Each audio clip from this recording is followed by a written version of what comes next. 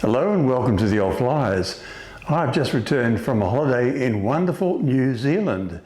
In Auckland's Museum of Transport and Technology, I saw a flying bicycle, which was built by Richard Pearse in 1902.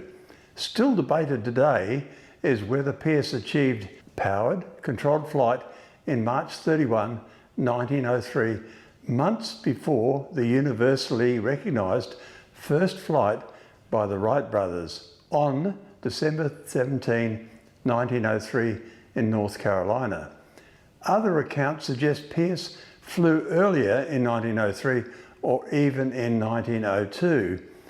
Unlike the Wrights, there was no official documentation, no photographers and no independent expert witnesses. His farm near Temuka in the South Island of New Zealand is about as far from the global centres of aviation research as one could possibly be. He brought the aeroplane onto the main Waitohi Road where, with his brother Wayne's help, he got up into the air for a brief period before it veered to the left and crashed into a gorse hedge. The Timaru Post on the 17th of November 1909 quotes Pearse, "I did not attempt anything practical with the idea until in 1904 the St. Louis Exposition authorities offered a prize of $20,000 to the man who invented and flew a flying machine over a specified course. I did not, as you know, succeed in winning the prize. I have had several tests. Last week's test was my most successful one, the machine rising readily." End of quote. Richard Pearse patented his first invention for a flying machine in 1906. Built in 1902, Pearse's machine was an adaptation of a bicycle with a bamboo frame that looked similar to a monoplane. It would not be until February 1911 that the first officially recognised powered controlled flight took place in New Zealand. Pilot Vivian Walsh and brother Leo built the Manurewa from imported plans. The story of Richard Pearse is one of New Zealand's most fascinating what-if tales, a compelling mix of undeniable ingenuity, isolated genius and historical ambiguity. He is often described as the forgotten aviator, and his story exists in a hazy area between legend and documented fact. Pearse was the epitome of a backyard inventor. A reclusive and eccentric farmer, he was a gifted engineer with no formal training. His aircraft was remarkably innovative and in some ways ahead of its time. Whilst most pioneers, including the Wrights, were building biplanes for greater lift and structural strength, Pearse built a high-wing monoplane, a configuration that would become standard decades later. He used a three-wheeled landing gear, another feature that became a modern standard, instead of a skid or a dolly.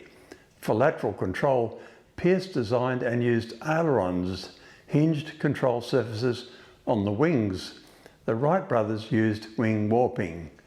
Ailerons are the system used on all modern aircraft.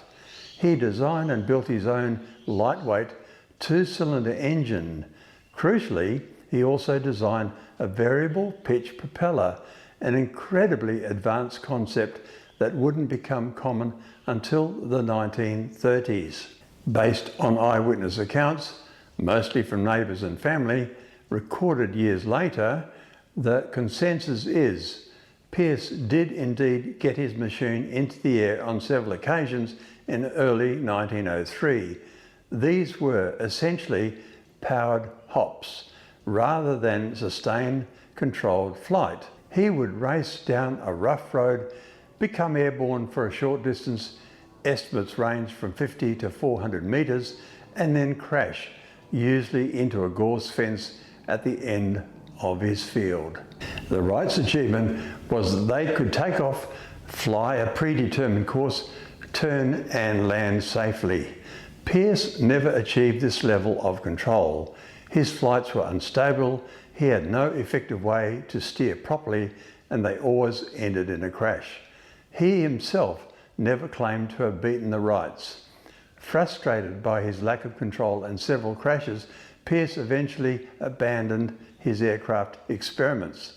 He later moved to Christchurch and continued inventing, filing patents for agricultural equipment and even an early concept for a utility helicopter-like aircraft. He died in 1953, largely unknown. It was only in the following decades that historians and aviation enthusiasts began piecing together his story, leading to a resurgence of interest in the 1960s and 70s. Was he a brilliant pioneering aviator? Absolutely. His isolated genius led him to independently invent numerous concepts that were years ahead of their time: the monoplane, ailerons, tricycle undercarriage and variable pitch propeller. Pearse claimed to have invented and patented ailerons, patent number 21476, gazetted on the 8th of August 1907. It is in the context of aviation firsts that Pearse wrote to the Evening Star in 1915, pointing out that his aileron patent predated that of the Wright brothers for something similar, that his tricycle undercarriage with air-filled tyres on the wheels were also the first time that this had been attempted. Later interpretation by Gordon Ogilvie suggests that what Pearse had come up with was closer to air brakes, steering air brakes, or spoilers, which were positioned in place of ailerons, noting that neither draft or final patent for this aeroplane combined an acceptable three-axis system to give his plane longitudinal, lateral and directional control.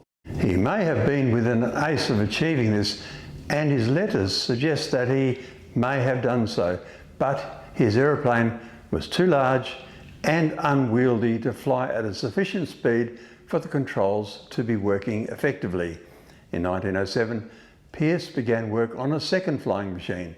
It had huge circular wings with a 40-foot span and was unmanageable in flight, so he did not persevere with it. It was in the late 1920s that he returned to his interest in flying. The utility plane was a labour of love for Pearse, who worked on it in a garage for several decades, starting in around 1928-29. He became more reclusive later in his life, and the utility plane was constructed in great secrecy. Its distinctive features include the tilting engine, the variable pitch propeller, wingtip control flaps, a folding tail and a ground brake. Pearse dreamed this extraordinary aircraft would become aviation's equivalent of the Model T Ford, becoming the private plane for the million, able to be flown from one's backyard. He applied for a patent in November 1943, which was finally approved in 1949.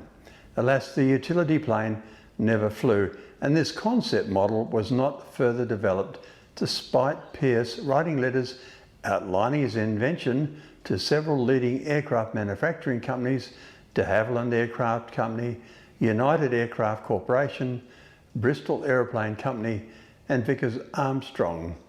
Following Pearse's death in July 1953, executors of his estate sold the utility plane to the Canterbury Aero Club. It was later restored by Air New Zealand's engineering apprentices over a 3-month period in honour of the International Air Transport Association annual conference being hosted in Auckland in 1973. His rightful place in aviation history is as a remarkable parallel inventor who came brutalizingly close to success entirely on his own, but who ultimately did not achieve the same definitive, documented breakthrough as the Wright brothers. In New Zealand, he is a national hero of innovation. A replica of his aircraft hangs in the Museum of Transport and Technology, MOTAT, in Auckland, and his story is a source of great pride, a testament to the number 8 fencing wire ingenuity that Kiwis celebrate. Thank you for watching. Like and subscribe to promote new material.